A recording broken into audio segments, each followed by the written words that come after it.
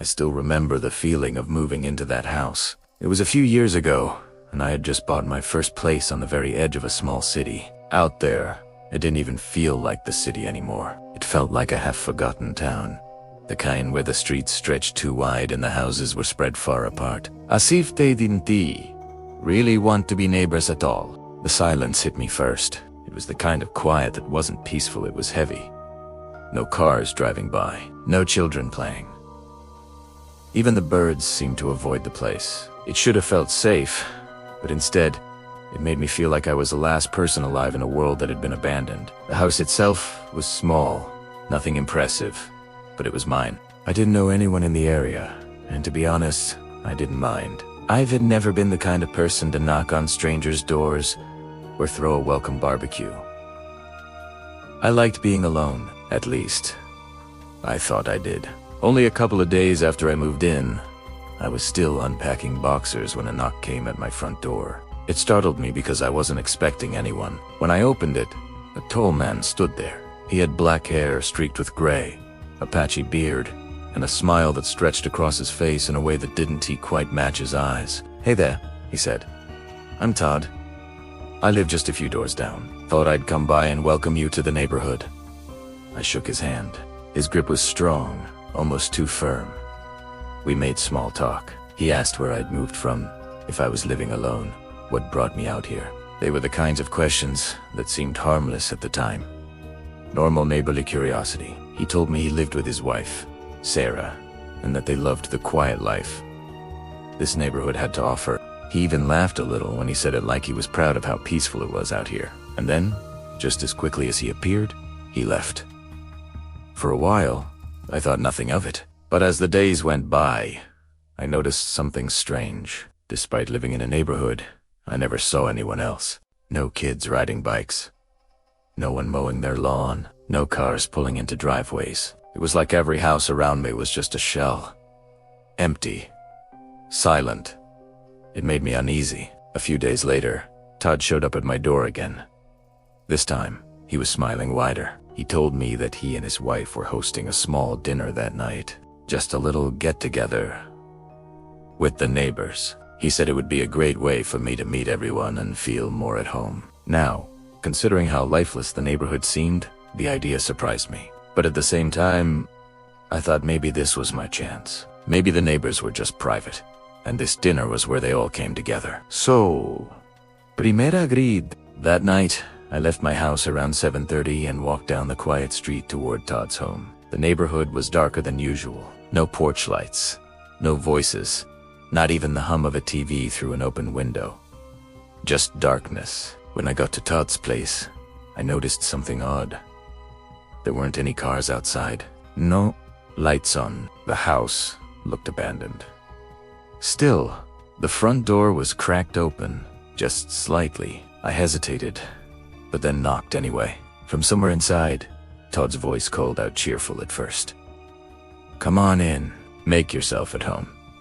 His voice echoed strangely, bouncing off the walls. I pushed the door open and stepped inside. The house was dimly lit. Shadows stretched long across the floor, and every corner seemed darker than it should have been. I walked down the hallway toward where I thought the kitchen was, expecting to see a table of food, neighbors laughing, people talking. But the kitchen was empty. Completely empty. No plates, no chairs pulled out, no signs of anyone being there at all. The realization hit me like ice in my veins. There was no dinner. I called out his name. Silence. I called out for Sarah.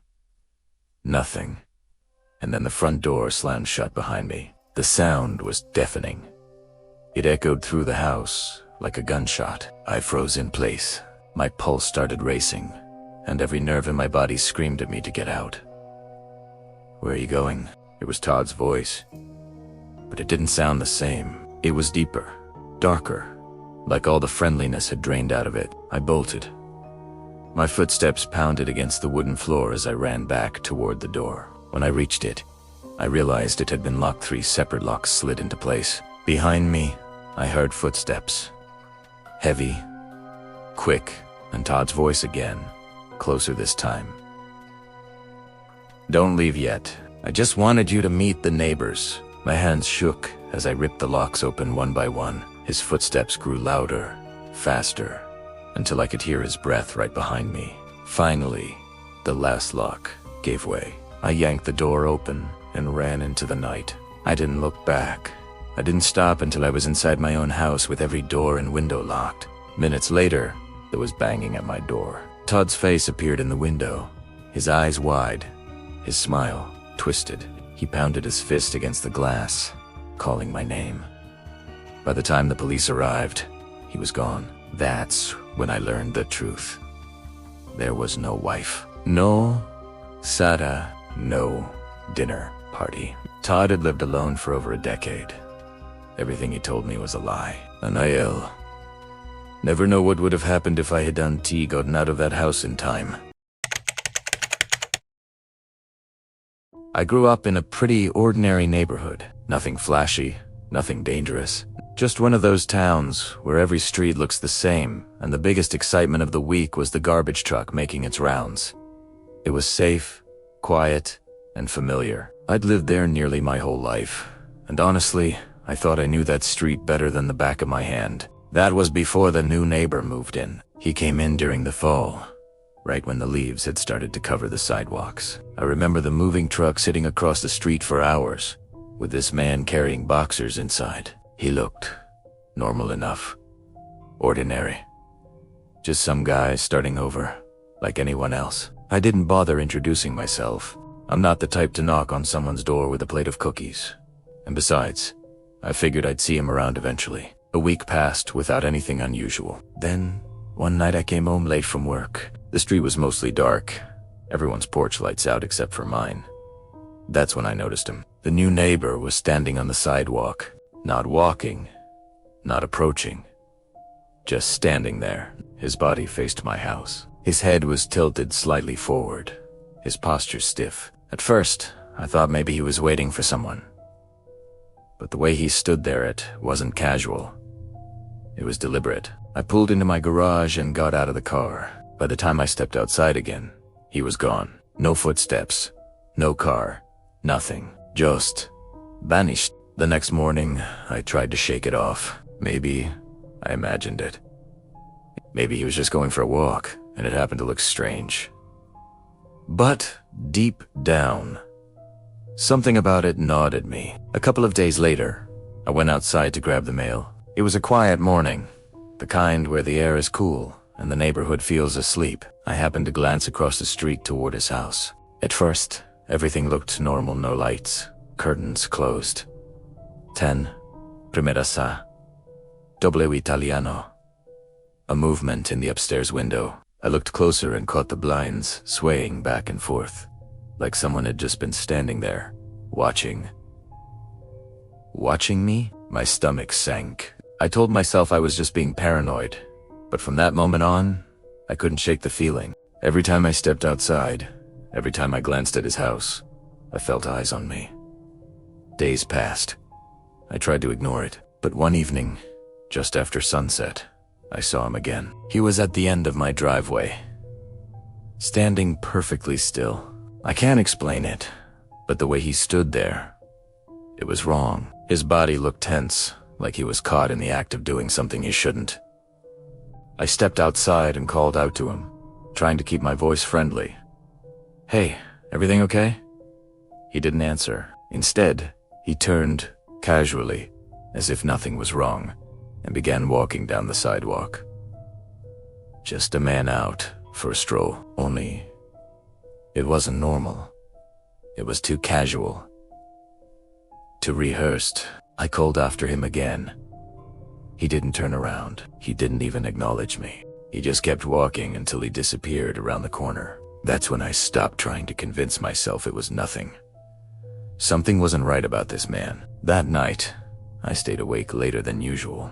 I couldn't sleep, so I sat in the living room, scrolling on my phone, trying to distract myself. I kept glancing toward the windows. Hours passed, and I saw nothing. Eventually, exhaustion won, and I went to bed. But sometime in the middle of the night, I woke up.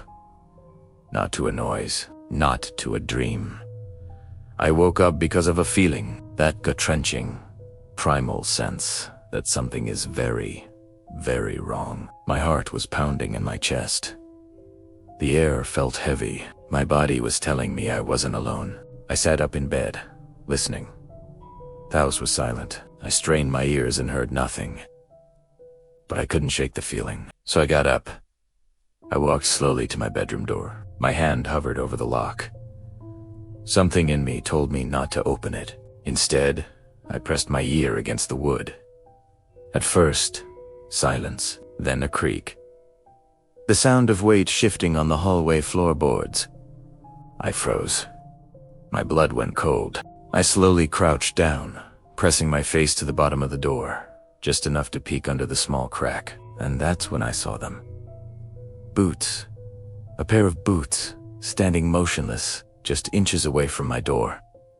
I stared, hardly breathing, and then, suddenly, an eye looking back at me through the crack beneath the door. I stumbled back, gasping, my body shaking. I grabbed my phone and with trembling fingers dialed 911. As soon as the dispatcher answered, heavy footsteps pounded away from my door, thumping down the hallway. By the time police arrived, the house was empty. No sign of forced entry, no signe vim, but I knew who it was. They went across the street and questioned my neighbor. At first, he denied everything, but then he slipped up mentioning details about my house he shouldn't have known, things he could only have seen from inside. That was enough. They arrested him. Later, I learned the full story. He hadn't just been watching me for a week or two. He'd been stalking me long before he moved in. His search history was filled with my name. He'd looked me up dozens of times. There was even a chance he moved into that house across the street, specifically to be near me. And I can't stop thinking about it. If I had unlocked that door that night, if I had opened it and stepped into the hallway while he was standing there, waiting, would I even still be alive to tell this story?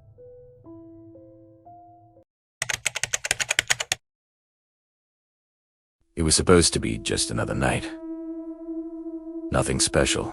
I'd spent the evening watching TV, half asleep on the couch, when I realized how late it had gotten. Around 1:30 in the morning, I finally dragged myself to bed. The house was silent, the kind of silence you only notice when you turn everything off. The hum of the refrigerator, the ticking of the clock, even the distant sounds of traffic all seemed to fade away until it was just me and the dark. I lay down, pulling the covers up, waiting for sleep to come. For a few minutes, everything was still, and then I heard it.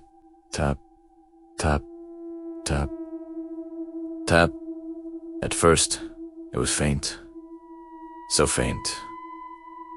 I thought maybe I was imagining it. It sounded like a light tapping somewhere in the house. I held my breath and listened harder. The sound came again. Not random.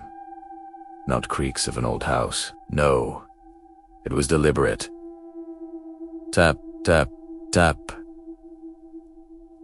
It was coming from the kitchen. I sat up in bed, my heart already pounding. 100 explanations raced through my mind. Maybe a branch against the window? Maybe the pipes. I wanted so badly for it to be something normal, something harmless. But then it changed.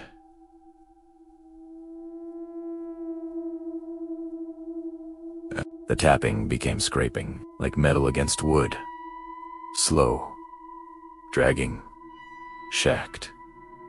Shacked. I felt my stomach twist. I got out of bed as quietly as I could, every floorboard under my feet threatening to give me away. I crept toward my bedroom door and cracked it open just a sliver. From down the hallway, faint light spilled out from the kitchen, and that's when I heard it breathing. Slow. Steady. Heavy. Someone was in my house. I couldn't move. My body locked in place as my mind screamed at me to do something. Hide. Run. Call for help, but I just stood there, frozen, listening to that horrible scraping sound echoing through the silence. Finally, I forced myself to inch down the hall, my phone clutched tight in my hand. I stopped just before the kitchen doorway and pressed my back to the wall, trying to gather the courage to look. And then I heard her voice, a woman, whispering. Low, broken words I couldn't understand. It was like she was talking to herself, muttering in the dark.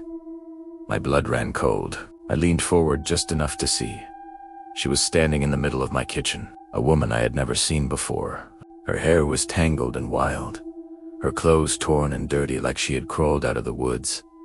And in her hand was a knife, a long kitchen knife that caught the faint light and glimmered as she dragged it across the counter, making that awful scraping sound. I covered my mouth with my hand to stop myself from gasping.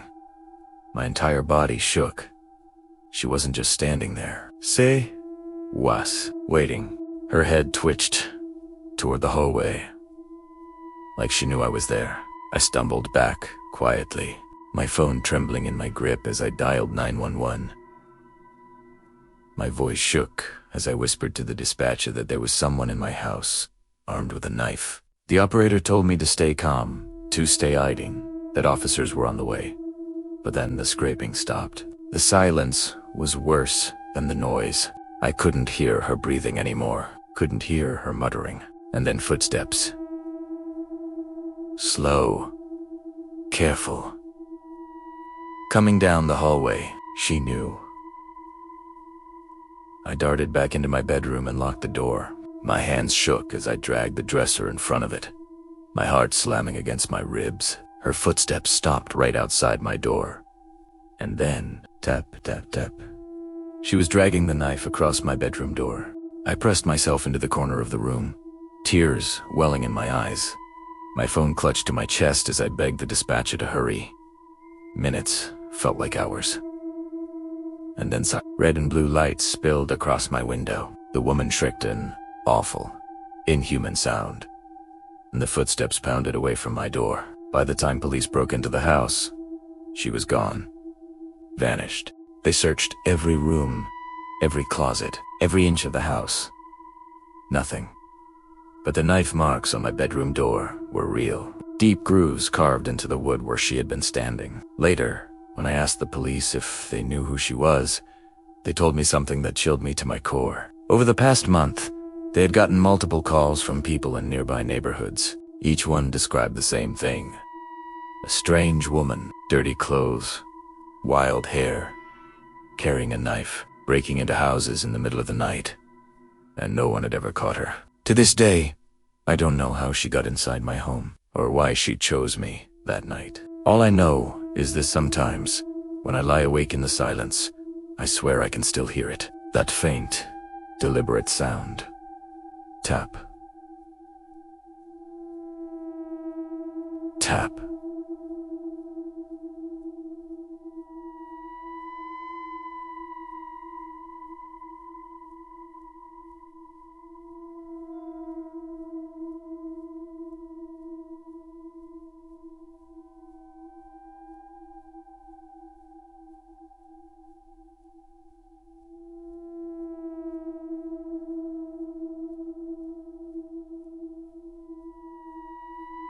The sound of a knife, dragging slowly across the door.